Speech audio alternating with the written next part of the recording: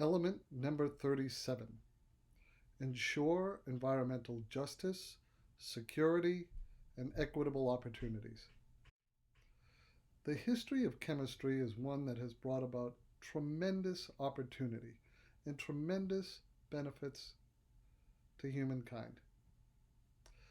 But those benefits have not been shared equally, and the costs of achieving those benefits have not been distributed equally.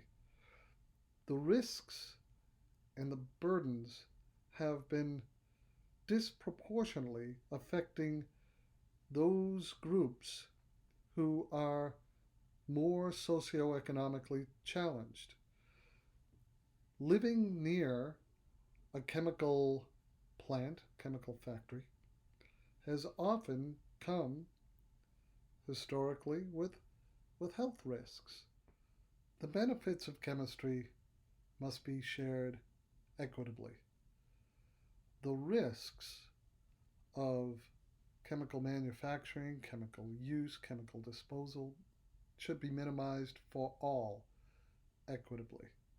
And the opportunities that chemistry has brought about and will continue to bring about with the future innovations must also be shared equitably and not in the disproportionate way it has in the past.